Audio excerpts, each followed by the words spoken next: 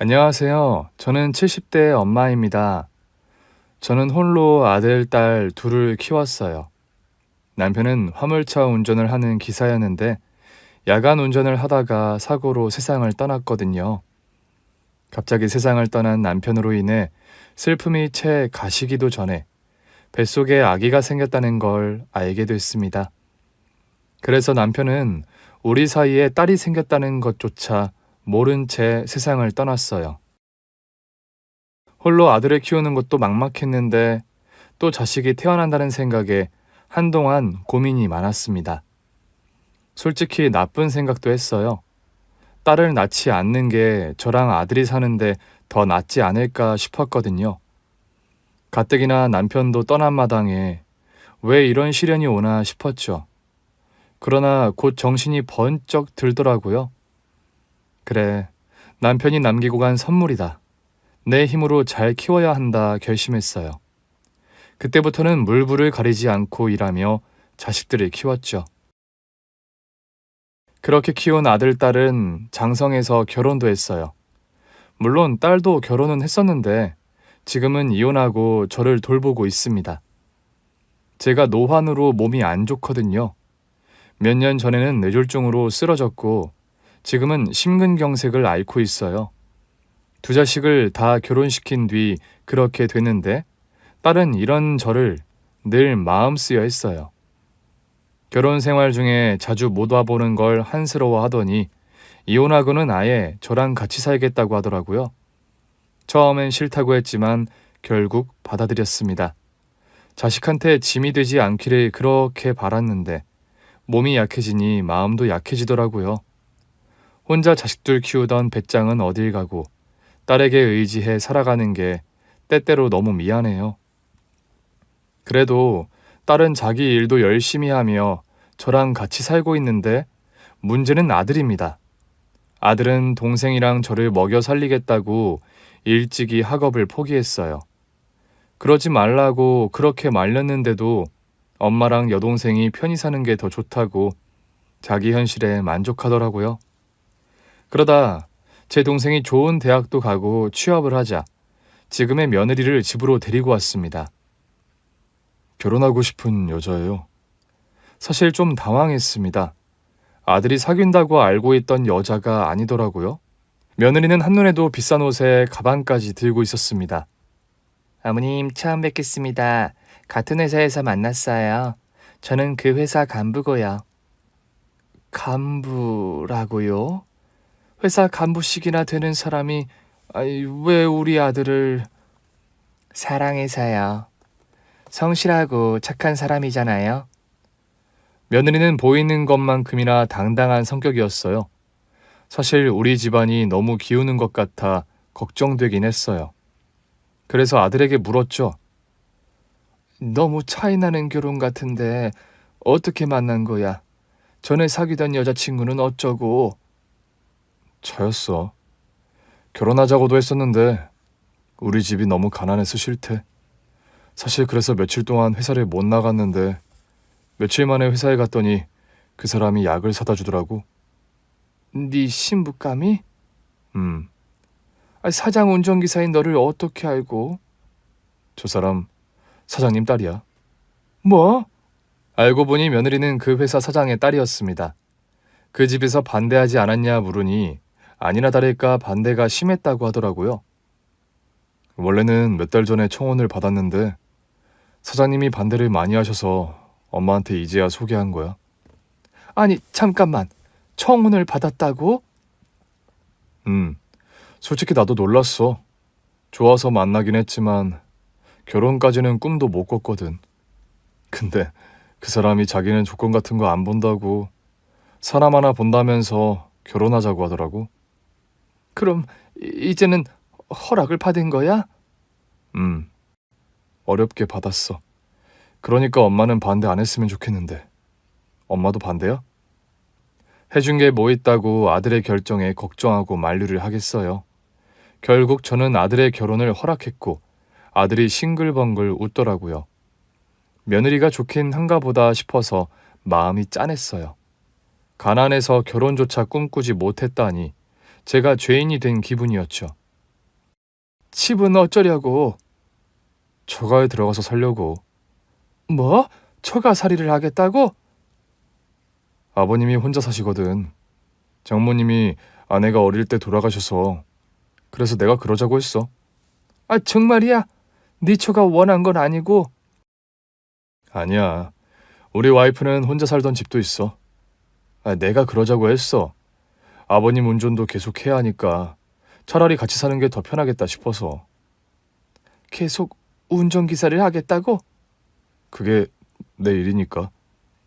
결국 아들은 지금의 며느리와 결혼했고 처가살이를 시작했습니다.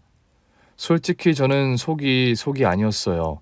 그러나 사람들 눈에는 부럽기만 한 모양이었죠. 아들이 성대한 결혼식을 올린 데다 처가가 잘 사는 걸 모두가 알았으니까요.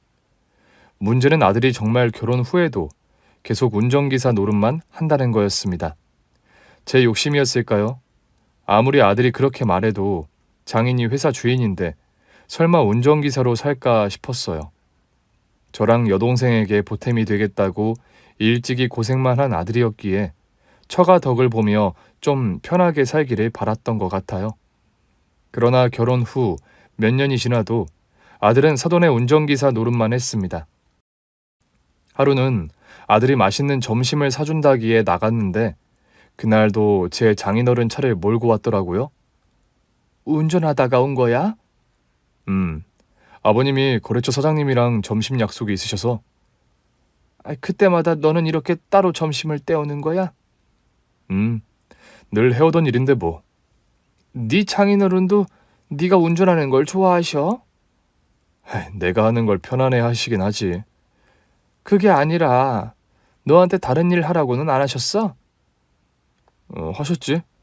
원하는 보직 있냐고 물어도 보셨고. 뭐? 근데 왜 계속 운전만 하고 있어? 내가 뭘 한다고 다른 보직을 맡겠어. 그냥 지금이 편해.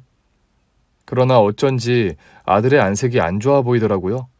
계속 운전기사를 하는 걸 보면 거짓말을 하나 싶기도 하고 차마 나서서 이제라도 다른 보직을 달라고 해보라는 말은 못하겠더라고요. 그나저나 엄마, 몸은 어때? 늘 비슷하지 뭐. 괜찮아. 잘 관리하면서 지내면 돼. 아들은 늘 제 건강을 걱정했어요. 하루가 멀다 하고 전화나 문자를 하던 착한 아들이었죠. 그런데 언젠가부터 연락이 뜸해졌습니다. 제가 먼저 전화를 걸어도 받질 않고 문자를 보내도 답이 오지 않았죠. 걱정돼서 딸에게 말했더니 딸이 별 걱정을 다 한다며 웃더라고요. 아까 세연이랑 연락했는데 별일 없대. 그래. 근데 왜 오빠랑 연락이 안 되지? 바쁜가 보지. 좀 기다려봐. 곧 연락이 오겠지.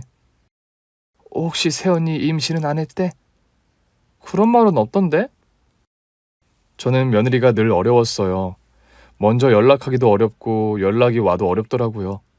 며느리는 분기별로 저에게 용돈도 주고 좋은 선물도 보내주고 했는데 그게 제가 지금껏 누려본 적이 없는 호사스러운 것들이었거든요.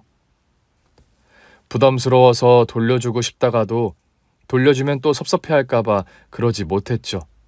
결국 며느리가 준 것들을 받긴 받았는데 손은 하나도 안 대고 있었더니 딸이 저를 혼내더라고요. 엄마, 이거 설마 언니가 준 거야? 왜 포장도 안 뜯고 갖고 있어? 엄청 비싼 거 맞지? 부담스러워서. 언니가 알면 섭섭해해. 다음 주에 엄마 생일이라 밖에서 식사하기로 한 거 기억하지? 그때 언니가 사준 옷이랑 가방 다 입고 들어가. 알겠지? 알겠어. 마지못해 알겠다고 했는데 솔직히 내키지 않았습니다. 이렇게 좋은 걸 나만 주면 뭐하나 싶고 지금도 아들은 운전기사 노릇이나 하며 하인처럼 살 걸 생각하니 마음이 좋지 않았어요. 그래도 제 생일 땐 아들 얼굴은 보겠구나 싶더라고요. 딸의 말 맞다나 며느리가 준 것들을 입고 들고 갔는데 아들의 안색이 전보다 더 안 좋은 겁니다. 너 왜 이렇게 연락이 안 돼? 요즘 좀 피곤해서. 나 잘 지내. 걱정하지 마. 잘 지내는 거 맞아? 어머니 오셨어요. 아들과 안부를 나누고 있는데 화장실에 갔던 며느리가 들어왔어요. 그래. 너도 잘 지냈니? 어머, 제가 보내드린 거 입으셨네요. 너무 잘 어울리세요. 그래, 고맙다. 이제 식사 시작할까요? 며느리는 아들의 옆에 앉았고, 저는 아들에게 묻고 싶은 것이 많았지만 차마 더 물을 수 없었습니다. 제 생일 식사 자리가 끝나고도 아들에게선 연락이 없었어요. 그때마다 저는 아들이 첫 월급을 받아 사준 카세트로 라디오를 듣곤 했어요. 전화도 안 받고 문자에도 답이 없는 게 영 이상했지만 종종 며느리에게서 연락이 오는 걸 보면 아들에겐 여전히 별일은 없는 눈치였거든요. 그래도 그날만큼은 늘 저를 보러 오던 아들이었는데 뭐가 그렇게 바쁜 건지 그날도 연락이 없더라고요. 결혼했으니 제 부인과 가족에게 더 신경 쓰는 게 맞다고 생각하면서도 마음 한쪽으론 섭섭함을 지울 수 없었습니다. 그러던 어느 날 며느리가 울면서 전화를 해왔습니다. 어머니, 지금 병원으로 좀 오셔야겠어요. 심상치 않은 느낌이었어요. 병원에 갔더니 아들은 이미 의식이 없더라고요. 겉으로 봐서는 사고가 난 것 같진 않았는데 애가 다 죽어가더라고요. 이게 어떻게 된 거니? 운전하다가 교통사고라도 난 거야? 사실 이 사람이 많이 아팠어요. 뭐? 근데 왜 말을 안 했어? 이 사람이 어머니는 절대 아시면 안 된다고. 가족들한테는 알리지 말아달라고 해서요. 어디가 아픈데? 뇌종양이요. 저는 다리에 힘이 풀려서 주저앉고 말았습니다. 아이, 뇌라니! 왜 하필 그런 걸 닮아? 뇌종양이라면 저도 알았던 병이잖아요. 아들이 저한테 안 좋은 걸 물려받았던 거죠. 아들의 병이 뇌종양인 걸 알고 나니 차마 그 사실을 알리지 않은 며느리를 탓할 수도 없었습니다. 매일 아들을 보러 병원에 들락거리던 어느 날 아들의 의식이 돌아왔습니다. 엄마 알아보겠어? 엄마. 왜 엄마한테 말을 안 했어, 왜? 엄마, 형 죽고 많이 힘들어했잖아. 저는 아들을 끌어안고 울 수밖에 없었습니다. 사실 저에겐 아들이 하나 더 있었어요. 지금 있는 아들 전에 태어난 첫째 아들이었는데 둘째 아들이 태어난 지 얼마 되지 않아 혈액암 진단을 받았어요. 남편도 첫째를 살리겠다고 밤낮 없이 일했었죠. 그러나 첫째 아들은 오래지 않아 세상을 떠났고 아들의 기일이 올 때마다 아주 힘들었어요. 그러나 둘째 아들도 어렸기 때문에 불어 첫째 아들의 제사를 지내진 않았습니다. 그런데도 아들은 눈치껏 제 형의 기일을 알아차리고는 결혼 후에도 그날은 꼭 저를 보러 왔었거든요. 그래도 말했어야지. 그랬으면 엄마가 더 자주 보러 왔을 거 아니야. 근데 말이야. 에? 엄마, 장인어른이 좀 너무하네. 월급을 안 줘. 갑작스러운 아들의 말에 당황했습니다. 마침 며느리가 자리에 없었어요. 그게 무슨 소리야? 장인 회사에서 운전기사로 일하던 내 아들의 불만에 당황했지만 아들이 곧바로 잠이 드는 바람에 더는 물을 순 없었어요. 얼마 후 아들이 퇴원했다는 소식을 들었어요. 몸 상태가 많이 좋아져서 집으로 돌아갔다는데 좀 불안하더라고요. 그리고 얼마 지나지 않아 아들은 회사에서 세상을 떠났습니다. 또다시 가족을 잃은 슬픔에 망연자실 있는데 며느리가 아들이 남긴 것이라며 상자를 하나 주더라고요. 이게 뭐니? 그 사람이 남긴 거예요. 어머니께 꼭 전해달라고 했어요. 유품 속에는 녹음기가 들어있었습니다.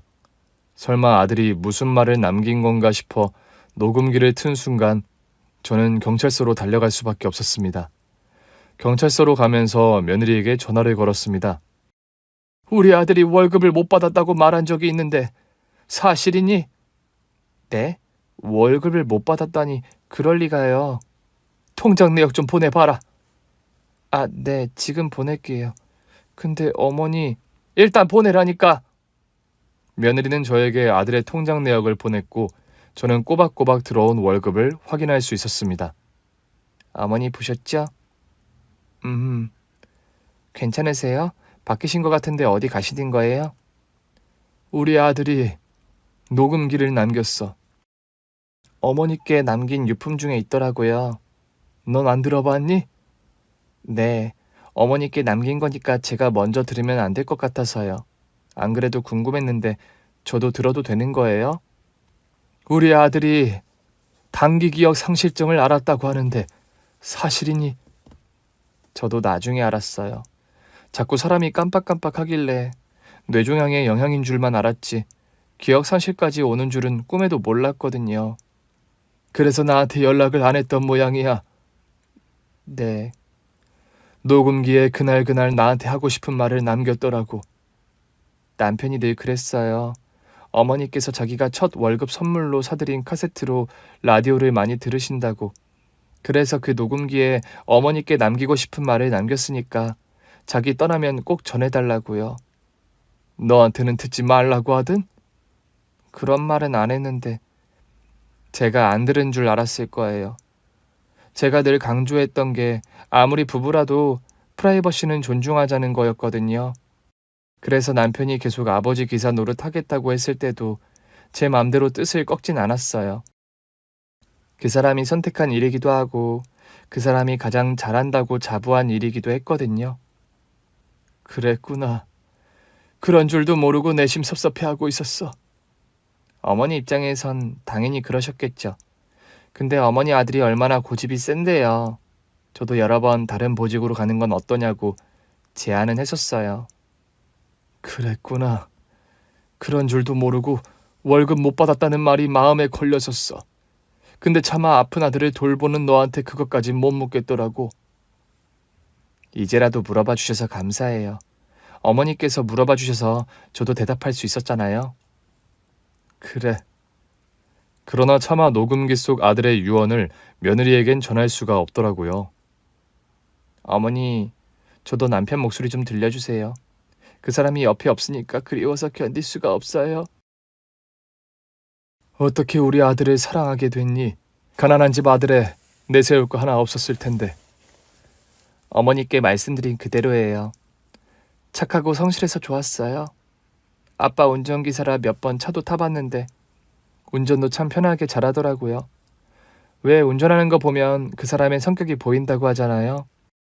그렇게 서서히 제 마음에 스며들었던 것 같아요. 아버지 권유로 선을 보러 나갔는데 그날도 남편이 저를 태워다 줬거든요. 근데 선을 보는 내내 밖에서 기다릴 남편만 생각나더라고요. 그랬구나. 넌 정말 우리 아들을 사랑했구나. 네, 맞아요. 그래서 남편 목소리가 너무 그리워요. 저한테도 좀 남겨주지. 솔직히 좀 밉기도 해요. 왜 저한테는 녹음기를 안 남겨줬을까요? 저는 눈물을 터뜨리고 말았습니다. 제가 우는 걸 눈치챈 건지 며느리가 묻더라고요. 어머니, 지금 어디세요? 괜찮으세요? 경찰서로 가는 중이야. 네? 너도 올래? 어머니 무슨 일이에요? 제가 지금 갈게요. 어디 경찰서예요? 경찰서에 도착해 접수를 마친 뒤 며느리를 기다렸어요. 며느리가 놀란 얼굴로 뛰어 들어오더라고요. 어머니 괜찮으세요? 경찰서는 왜요? 그게 있잖아. 우리 아들이 차마 너한테는 못 남긴 말이 있더라고. 와이프인 저한테 못 남길 말이 뭐예요? 저 괜찮아요. 말씀해 주세요. 그게 우리 아들이 끝까지 네가 알길 원하지 않았던 것 같아. 그게 뭔데요? 저 그 사람에 관한 건 다 알고 싶어요. 우리 아들한테 혼외자가 있다는구나. 네? 저는 경찰에게 아들의 혼외자를 찾아달라고 접수를 하러 온 거였어요. 며느리는 너무 놀란 건지 얼굴까지 창백해지더라고요. 그 사람이 어떻게 저한테 이럴 수 있어요? 미안하다. 어떻게 나를 속이고 혼외자를 낳아요? 일단 우리 집으로 가자. 내가 녹음기를 들려줄게. 아니요. 듣고 싶지 않아요. 이런 거였으면 저한테 미리 말씀을 해주시지 그랬어요. 그럼 여기까지 오지도 않았을 거 아니에요. 네 남편에 대해 다 알고 싶다며. 그럼 전후 사정까지 알아야 하지 않겠니? 혼외자라면서요. 근데 어디 있는지도 모른대요? 그런가 봐. 왜요? 일단 우리 집으로 가자. 녹음기를 집에 두고 왔어. 행여나 들고 다니다 잃어버릴까 봐 못 가지고 오겠더라고. 저는 부들부들 떠는 며느리의 손을 꼭 잡고 집으로 돌아왔습니다. 녹음기를 틀자 아들의 목소리가 흘러나왔어요. 며느리는 흐느껴 울기 시작했습니다. 엄마, 차마 엄마한테 말을 못했는데 나 뇌종양이야. 종양 때문인지 기억이 깜빡깜빡해. 그래서 녹음기를 하나 샀어. 엄마한테 내가 뇌종양이라고 말 못하는 이유는 엄마가 죄책감을 가질까봐. 유전일 수도 있겠지만 엄마의 아들로 태어나서 겪는 병이라면 나는 괜찮아. 그러니까 엄마가 많이 자책하지 않았으면 좋겠어. 이게 내 진심이야. 내가 기억이 왔다 갔다 해서 엄마한테 무슨 소리를 할지 알 수 없어서 남기는 거야. 나 떠난 뒤에도 엄마가 내가 첫 월급 타서 사준 카세트로 라디오 듣듯이 내 목소리를 들었으면 좋겠어. 그래서 준비했지. 노래 하나 들려줄게. 지금 차 아닌데 장인어른은 거래처 사장님 만나러 가셨거든. 엄마는 내가 계속 기사 노릇하는 걸 마땅치 않아 했지만 결혼하고 얼마 안 돼서 뇌종양이 발병했어. 그래서 이렇게 엄마한테 메시지 남길 시간도 벌 겸 계속 운전기사를 하겠다고 했던 거야. 운전기사는 자기 시간이 많거든. 좀 쉬엄쉬엄 일도 하고 엄마한테 녹음도 남기고 하려고. 아참, 노래 불러야지. 엄마가 가장 좋아하는 노래 불러야겠다. 아들이 부르는 노랫소리에 며느리는 더 엉엉 울었습니다.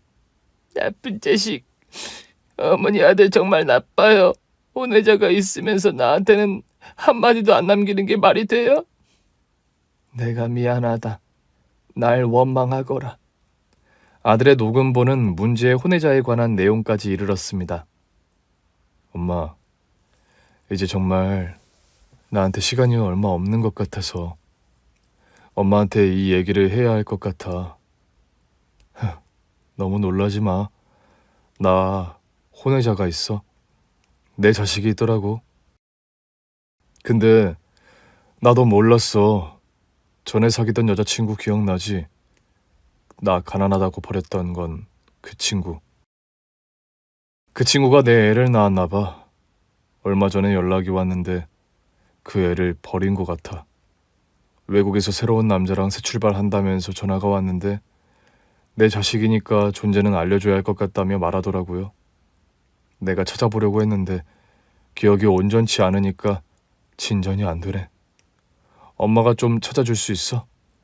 고아원에 버린 것 같은데 기억도 온전치 않은데 체력까지 안 따라주니 찾을 수가 없어. 그 여자가 버렸을 내 애를 생각하면 잠이 안 와. 왜 그랬을까? 차라리 나한테 보내지. 가슴이 갑갑해. 아들의 이야기를 들은 며느리는 화들짝 놀랐어요. 이게 다 무슨 소리예요? 남편도 몰랐다니? 너 만나기 전에 만나던 여자가 있었는데 그건 알아요. 제가 청혼했을 때 그러더라고요. 자기는 가난하다는 이유로 이미 한번 버림을 받아서 내 말을 못 믿겠다고. 그냥 자기랑은 연애만 좀 하다가 수준 맞는 남자랑 결혼하라고 하더라고요. 그래, 그 여자애인 것 같아. 우리 아들 몰래 애를 낳아서 버렸나 봐. 세상에 어떻게 그럴 수가 있어요. 아기 아빠가 살아있는데 연락이라도 해봤어야지. 그러니까 알았다면 나라도 키워줬을 텐데. 나도 녹음본을 듣고 너무 놀라서 경찰서로 간 거야. 애 좀 찾아달라고. 우리 아들은 네가 모르기를 바랐는데. 정말 답답한 사람이에요. 저한테 말을 했어야죠. 그랬으면 찾았을 텐데. 어떻게 말을 했겠니? 너랑 둘 사이엔 자식도 없는데 차마 못했을 거야. 자식 없는 거 제 뜻이었어요. 뭐? 제가 자식 없이 살기를 바랐어요. 저는 남편이랑 둘이 행복하게 살고 싶었거든요. 그래서 임신을 안 했던 거야? 결혼하고 몇 년이 지나도 애 소식이 없길래 이상하다 했어. 죄송해요. 남편이 어머니 아시면 속상하실 수도 있다고 그냥 안 생기는 거로 하자고 하더라고요. 그랬구나. 그렇다면 차라리 다행이지. 너는 이제라도 새 출발하면 되니까. 그 말씀은 좀 섭섭해요. 뭐가 섭섭해? 네 남편은 혼외자까지 있었는데 평생 죽은 남편만 붙잡고 살 거야? 남편 자식이면 제 자식이기도 해요. 뭐? 자식 없이 살길 바랐다며? 그거야 남편이 제 옆에서 오래오래 살았을 때 얘기죠. 솔직히 후회했어요. 남편이 이렇게 빨리 세상을 떠날 줄 알았으면 자식이라도 낳을 걸 싶더라고요. 그래도 너랑 둘 사이에 자식도 아니잖니. 그렇긴 하지만 그래도 궁금은 하네요. 그래, 찾으면 내가 키울 테니까 내 키거든 한 번씩 보러 와. 일단 같이 찾아봐요. 애가 불쌍하잖아요. 아빠가 멀쩡히 있었는데 엄마 손에 버려진 거니까. 그 생각을 하면 속이 갑갑하구나. 어머니, 제가 찾아볼게요. 가뜩이나 자식 잃고 힘드실 텐데 좀 쉬고 계세요. 그럴 수는 없어. 내 아들이잖아. 너한테 그 짐을 어떻게 맡겨? 어머니, 자꾸 이러시면 진짜 섭섭해요. 어머니한테는 남편만 자식이었어요? 며느리가 그렇게 묻는데 말문이 턱 막히더라고요. 잘 사는 집 딸이라는 이유로 내 아들을 계속 운전기사로만 써먹는 줄 알고 거리를 뒀던 며느리였으니까요. 근데 어머니, 경찰서에는 어떻게 신고를 해두신 거예요? 아직 남은 녹음본이 있는데 들어보니 네 남편이 자기 신원이랑 친자관계 증명서를 경찰서에 보관했더라고. 그게 가능해요? 그 경찰서에 아들이랑 고등학교 때부터 친하게 지내던 친구 녀석이 있거든. 말했더니 좀 의아해는 하는데 일단 알아보겠다고 했어. 뭘 의아해해요? 네 남편이 세상 떠나기 전에 애가 있는 곳을 알려줬었다는데. 네? 근데 아들 녹음기에는 그런 얘기가 전혀 없거든. 그래서 다시 알아봐 주겠다고는 하네. 그래요? 그럼 저도 알아볼 테니까 어머니는 걱정하지 마시고 좀 쉬세요. 일어나 어머니까지 아프시면 저 너무 힘들 것 같아요. 그래, 알겠다. 그리고 미안하다. 모든 정황을 알게 된 며느리를 직접 나서서 아들의 혼외자를 찾기 시작했어요. 이 사실을 안 딸도 경악했습니다. 진짜 그 언니가 오빠 자식을 낳았다고? 그랬다네. 그 언니 지금 외국에 있을 텐데? 어떻게 알았어? 그 언니 내 친구가 아는 언니거든. 뭐? 그럼 너 때문에 둘이 알게 된 거야? 응. 내 친구랑 오빠까지 셋이 밥을 먹고 있었는데 그 언니가 우연히 지나가다가 합석을 했어. 그때부터 둘이 눈이 맞은 거지. 그 얘기를 왜 지금 해? 아니 뭐 나랑 아는 언니도 아니고 내 친구도 그냥 아는 언니니까 소식만 알고 있었지. 근데 애 낳았다는 얘기는 전혀 몰랐네. 그나저나 어떻게 애를 버리다니. 어쩐지 처음부터 별로였어. 둘이 만난다고 할 때부터 반대였는데. 네 올케가 찾고 있어. 뭐? 올케 언니가? 자기가 찾고 싶다고 하네. 언니 딩크족 아니야? 딩크, 그게 뭔데? 원하지 않아서 자식 없이 사는 부부 말이야. 넌 그걸 다 알고도 나한테 말을 안 해준 거야? 오빠네 부부 사이의 일인데 어떻게 말해. 지금껏 나만 아무것도 모르고 살았구나. 언니도 마찬가지지 뭐. 엄마보단 언니가 더 놀라지 않았겠어? 오빠한테 자식이 있다니. 그나저나 언니는 무슨 생각으로 직접 애를 찾는 거지? 그냥 나 대신 찾아주는 거겠지. 하긴 직접 키운다는 소리는 안 하지? 에이, 그런 걸 어떻게 바래. 그럼 뭐야, 결국 내 몫인 거잖아. 아유, 골치 아파.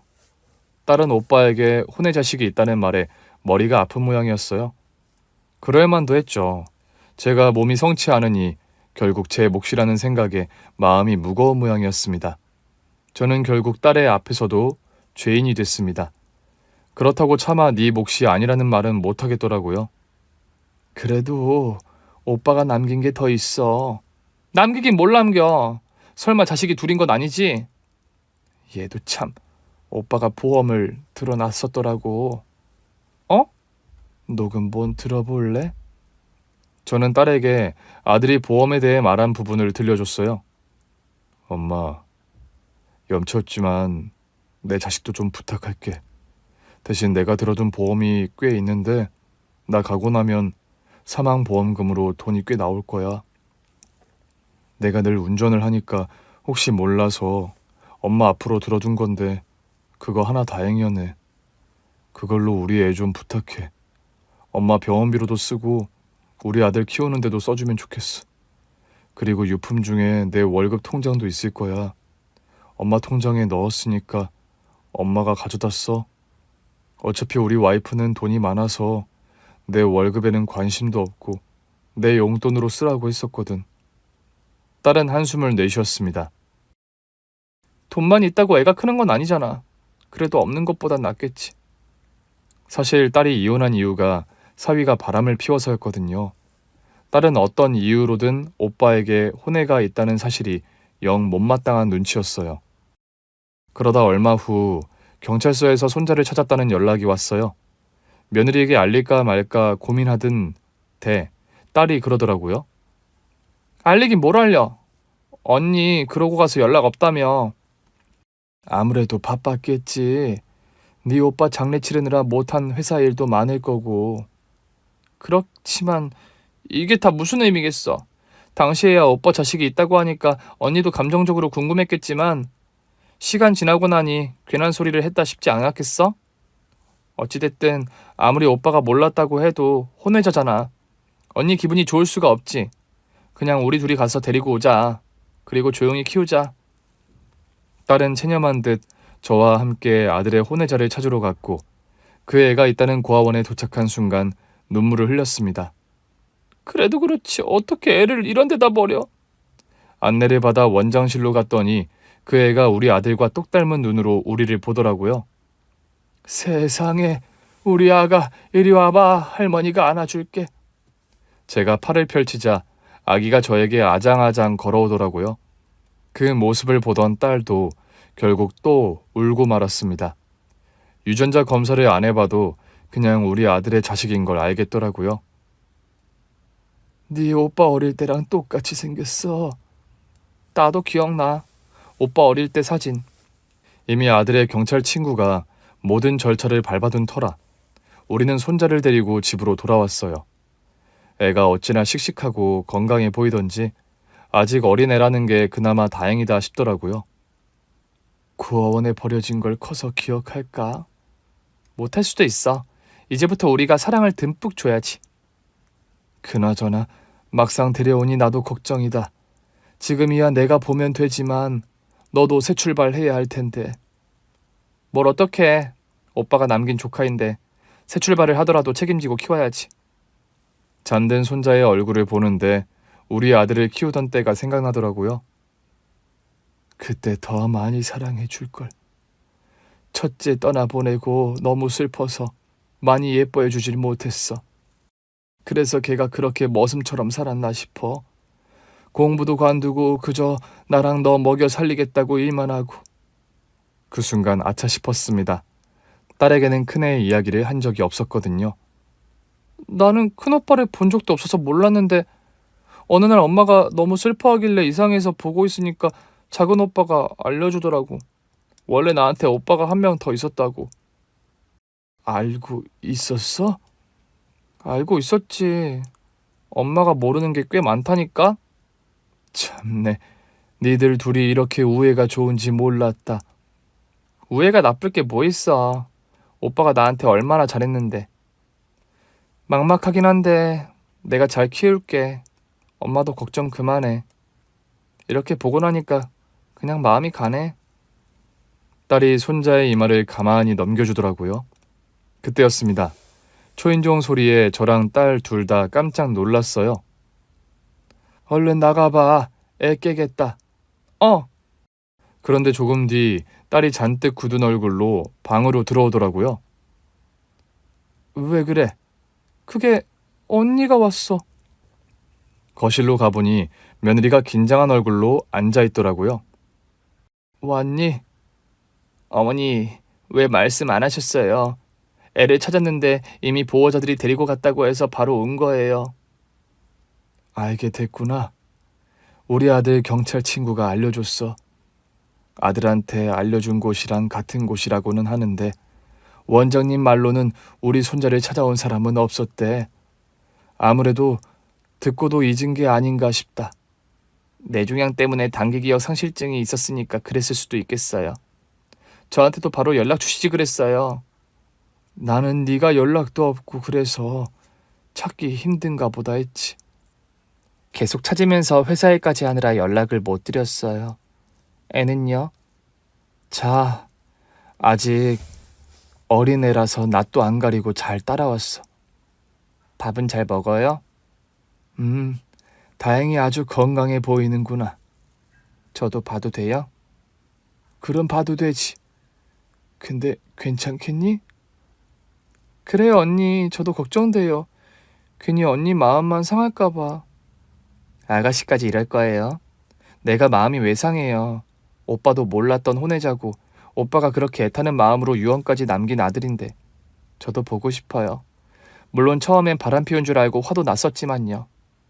언니 절대 아니에요. 내가 아는데 우리 오빠가 그럴 만한 위인은 아니에요. 그 언니 제 친구가 알던 사람인데 평소에도 품행이 별로였어요. 그러더니 결국 오빠도 버리고 오빠 애도 버렸네요.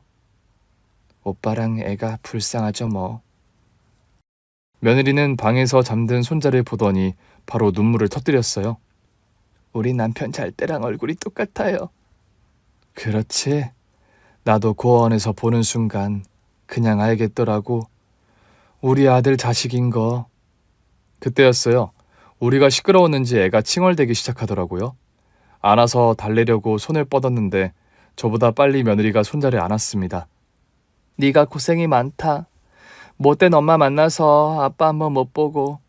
그래도 이제 걱정하지 마. 우리가 잘 키울 거니까 절대 버림받을 일 없어. 며느리가 손자를 안고 그렇게 말하는데 저도 딸도 울고 말았습니다. 저랑 딸이 거실에 나와 눈물을 닦는 사이 며느리가 손자를 재운 뒤 나왔어요. 두 분 다 또 오셨어요?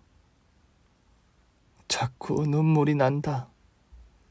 저한테 진즉에 말했으면 찾아줬을 텐데 저도 마음이 아파요. 고맙다. 네가 그렇게 말해주니까 마음이 한결 가벼워. 저녁은 먹었어? 밤도 늦었는데 쉬었다가 내일 오지. 밥이고 뭐고 아무 생각도 안 들더라고요. 사실 저녁 못 먹었어요. 집에 밥도 있고 반찬도 많아. 이리 와라, 밥 차려줄게. 엄마 내가 할게. 아니야, 내가 차려줘야지. 미안해. 전에는 네가 어렵기만 해서 밥도 한 번 못 차려주고 반찬 한 번을 못 보냈어. 뭐가 그렇게 어려우셨어요? 잘 사는 집 딸이니까 내가 보낸 반찬은 냄새나서 싫을 수도 있고. 저 안 그래요. 사실 저희 엄마 일찍 돌아가신 거 아니에요. 그럼 제가 어릴 때 바람나서 집을 나가셨대요. 뭐? 저도 결혼 직전에 알았어요. 아빠가 알려주시면서 그러니 저 결혼하고부터는 엄마 제사는 지내지 말자고 하시더라고요. 새 식구 들어오는데 거짓 제사 지내기 싫으시다고요. 세상에, 사돈도 상처가 크셨겠네. 네, 그래서인지 제가 남편 혼외자 얘기를 했더니 그 얘기를 했어? 그럼요, 해야죠. 아니 그래도 굳이 아실 필요가 있을까? 아셔야죠. 제가 키울 거니까. 뭐? 옆에서 듣던 딸도 화들짝 놀라더라고요. 언니가 키우겠다고요? 그럼요, 아가씨. 우리 남편 아들인데 제가 안 키우면 누가 키워요? 언니, 그래도 언니랑 피 한 방울 안 섞인 자식인데. 내가 키워서 구박할까 봐 걱정되는 거죠? 솔직히 좀 그렇기도 하고요. 무엇보다 언니가 왜요? 언니는 집도 잘 살고 이제라도 더 좋은 사람 만날 수 있잖아요. 이러니까 내가 아가씨랑 어머니한테 섭섭하다고 하는 거예요. 그렇게 못 믿어오면 다 같이 살아요. 아유, 예, 그건 사돈이 싫어하실 거야. 제 말에 며느리가 한숨을 내쉬더라고요. 사실 아빠는 반대하고 계세요. 그것 봐라, 그럴 줄 알았어. 다른 게 아니라 제가 키우는 거요. 어느 아버지가 딸이 죽은 남편 혼외자를 키우겠다는데 찬성하겠어. 난 사돈 마음 충분히 이해한다. 처음엔 남편이 혼외자를 몰랐다는 걸 안 믿으시더라고요. 그냥 바람 피운 거 아니냐고. 근데 지금은 믿으세요. 아기가 태어난 게 우리가 결혼하기 전이기도 했고 남편도 우리를 속이면서까지 저랑 결혼할 사람은 아니라고 인정하시더라고요. 아무리 인정하셔도 네가 우리 아들 혼외자를 키우는 건 찬성 못 하실 거야. 제가 자식을 키워본 경험이 없어서 반대하신대요. 그게 반대 이유라고? 네. 아빠도 혼자 저를 키워보셨지만 경험이 없어서 힘드셨다고 하더라고요. 그래도 제가 친자식이어서 견디면서 키웠지만 저한테 남편의 혼외자는 친자식이 아니니까 그게 걱정되시나 봐요. 괜히 애 데려와서 키우다가 제 마음이 변해서 돌려보내면 애가 크게 상처받을 거라고. 우리 사돈이 참 좋은 분이시구나. 어머니도 우리 아버지랑 같은 생각이세요? 거기까진 생각할 여력도 없었는데 틀린 말씀은 아니다 싶어. 나는 무엇보다 네가 내 아들이 저지른 일 때문에 발목 잡히지 않았으면 좋겠어. 그러니 아들도 나한테만 유언을 남긴 거 아니겠니? 우리 아들이 너를 참 많이 사랑했던 것 같아. 맞아요. 저 사랑 많이 받았어요. 그 사람이 얼마나 배려가 깊은 사람이었는데요. 그러니 끝내 저한테는 혼외자를 알리고 싶지 않았겠죠. 그러니 우리가 키울게. 너는 보고 싶을 때 언제든 와. 그러면 되잖아. 맞아요, 언니. 우리가 키울게요. 언니한테 책임을 떠넘길 순 없어요. 우리를 손자를 키우는 문제를 두고 한동안 계속 상의했어요. 그 과정에서 오랜만에 사돈도 만났습니다. 세상에, 자식을 버리는 엄마가 또 있군요. 제 아내만 그런 줄 알았습니다. 그 얘기 듣고 많이 놀랐습니다. 저도 혼자 자식을 키웠지만 남편이 사고로 떠난 거라 남편에 대한 배신감은 없었거든요. 많이 힘드셨겠어요. 물질적으로 풍족해서 많은 도움을 받으며 키웠지요. 문제는 제 마음이었어요. 저도 모자라 딸까지 버리고 간 아내가 용서가 안 되더라고요. 혹시 지금은 소식은 알고 지내세요? 딸한테는 말 안 했는데 몇 년 전에 갔어요. 어머. 딸한테는 소식을 모른다고만 했는데 그 사람이 먼저 연락이 왔더라고요. 자기가 시한부인데 도인 없다고. 병원비 좀 대달라고 하더군요. 딸 엄마니까 해줬습니다. 장례도 치러줬고요. 사돈 마음이 참 넓으시네요. 마음 하나도 안 넓습니다. 끝내 한 가지 부탁은 안 들어줬거든요. 딸이 보고 싶다고 하는데 그건 안 된다고 했어요. 저한테는 그 사람보다 제 딸이 더 중요했거든요.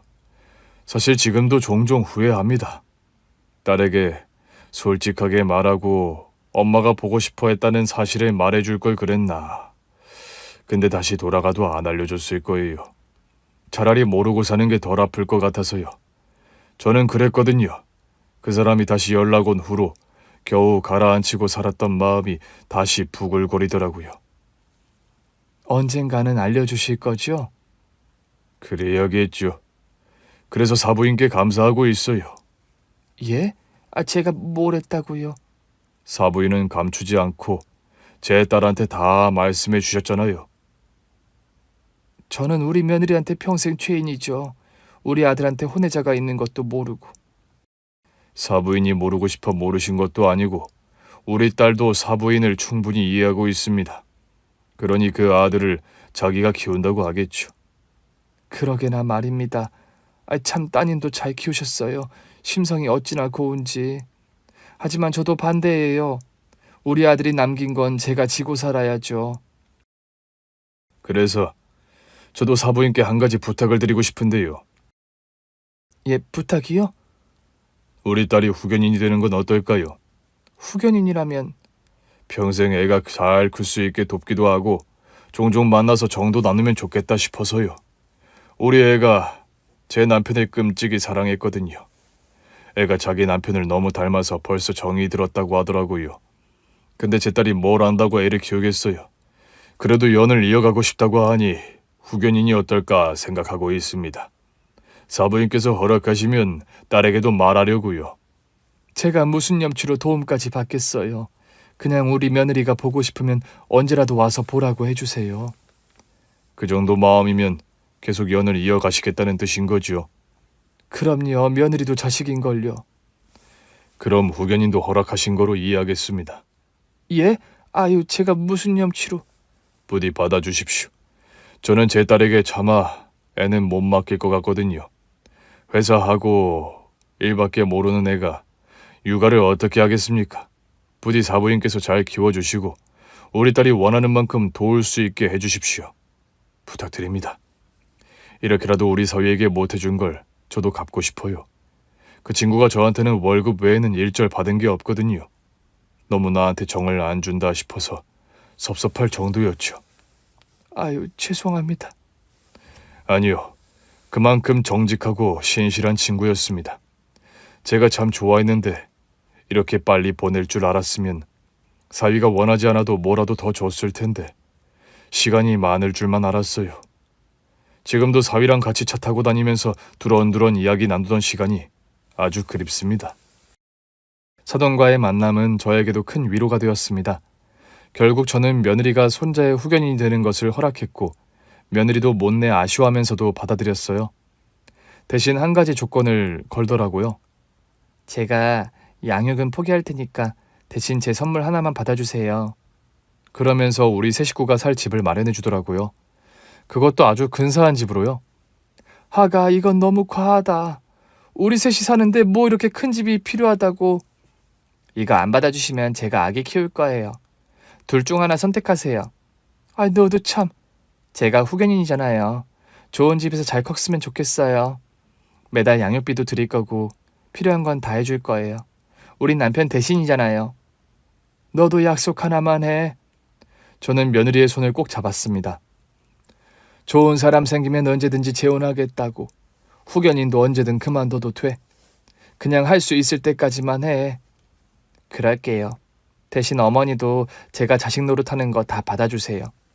우리 남편 아들이니까 저한테도 아들이나 다름없잖아요. 고맙다. 정말 고마워.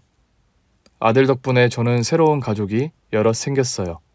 며느리는 딸 못지않은 존재가 되었고 사돈도 한 번씩 손자가 보고 싶다며 우리 집에 들르시곤 합니다. 그때마다 가족 외식을 하는데 비로소 한 가족이 되었다는 생각이 들더라고요. 그리고 몇 년 후 손자가 좀 큰 뒤 가족이 다 같이 아들의 납골당에 들렀어요. 제법 말을 하던 손자가 묻더라고요. 큰엄마, 여기 아빠가 있어? 아빠는 여기서 푹 쉬고 계셔. 손자는 며느리 품에 안겨 있었어요. 며느리를 큰엄마라고 부르는데 그때마다 마음이 저려요. 그냥 며느리가 원하는 대로 키우라고 할 걸 그랬나 싶기도 하고요. 그러나 딸은 지금처럼 지내니 더 사이가 좋은 거라고, 잘한 거라고 하네요. 납골당에 있는 아들의 사진을 보던 손자가 고개를 갸웃거리더라고요. 아, 그 아저씨다. 그 아저씨라니? 사진 속에 이 남자 말이야? 응, 나 보러 왔었는데. 누가? 아빠가? 응, 멀리서 날 보면서 울고 있었어. 언제 보러 왔는데? 내가 친구들이랑 살 때 할머니가 데리러 오기 전에. 그날 처음으로 알게 됐어요. 우리 아들이 자기 아들을 보러 갔더라고요. 고아원에 급히 연락해 아들의 사진을 보냈더니 원장님이 우리 아들을 기억하더라고요. 딱 한 번 오신 적이 있었어요. 멀리서 고아원을 보면서 울고 있길래 제가 혹시 찾는 아이가 있냐고 물었더니 아니라면서 황급히 돌아가려고 하더라고요. 그런데 순간 휘청거리길래 제가 붙잡았던 기억이 나요. 그러니 갑자기 절 보면서 여기가 어디냐고 묻더라고요. 왜 자기가 울고 있냐면서. 우리 아들이 뇌종양 때문에 단기 기억 상실증이 있었어요. 그러셨구나. 그래서인지 그 후로는 온 적이 없으세요. 그러고 나서 한 달 좀 안 돼서 할머님이랑 고모님이 찾아오신 거고요. 어떤 아기를 보고 있는지는 몰랐는데 저도 이제야 의문이 풀리네요. 네, 그래도 우리 아들이 한 번은 자기 자식을 보고 갔네요. 우리는 손자를 끌어안은 채 모두 펑펑 울고 말았습니다. 아무래도 아들이 단기 기억 상실증 때문에 아들을 찾고도 그 사실을 잊었던 것 같더라고요. 며느리가 손자에게 말해주었습니다. 아빠가 널 보러 갔었나 봐. 이 사진 속의 아저씨가 아빠야. 손자가 사진 속 아들의 얼굴을 물끄러미 보더라고요. 우리 아빠야? 아빠가 많이 아프셨었는데 우리 아기 보고 싶어서 아픈 몸을 이끌고도 갔었나 봐. 우리 아빠. 정말 기억이 나? 응, 기억나. 너무 어릴 때라 기억을 못할 법한데도 제 아빠라 그런지 기억을 하더라고요. 그런데 그때 손자가 울기 시작하는 겁니다. 아빠 보고 싶어. 그때까지 한 번도 엄마나 아빠가 보고 싶단 말을 안 했던 애였는데 처음으로 아빠가 보고 싶다며 울더라고요. 애가 부모가 보고 싶은 건 당연한 건데 어른들이 너무 마음을 몰라줬나 싶어 가슴이 아팠습니다. 한 차를 타고 돌아오는 길, 우리는 손자에게 제 아빠 이야기를 많이 들려줬어요. 손자는 아빠 이야기를 실컷 듣고는 곤히 잠이 들었습니다. 그리고 한동안 우리는 말이 없었어요. 모두가 아들을 생각하고 있는 것 같았습니다. 제가 손자를 안고 차에서 내리기 직전 며느리가 그러더라고요. 오늘따라 그 사람이 너무 보고 싶네요. 그러게 말이다. 매일 보고 싶지만 오늘은 특히 더 보고 싶구나. 때때로 아들이 너무나 그립지만 그럼에도 아들이 남긴 선물이 있어서 오늘도 살아갑니다. 비록 아들은 떠났지만 그 애가 남긴 마지막 선물이 우리에게 큰 위로가 되네요. 오늘 준비한 사연은 여기까지입니다. 재미있게 들으셨다면 구독과 좋아요, 알림 설정까지 눌러주세요. 그럼 저는 다음 사연으로 찾아뵐게요. 오늘도 건강하고 행복하세요.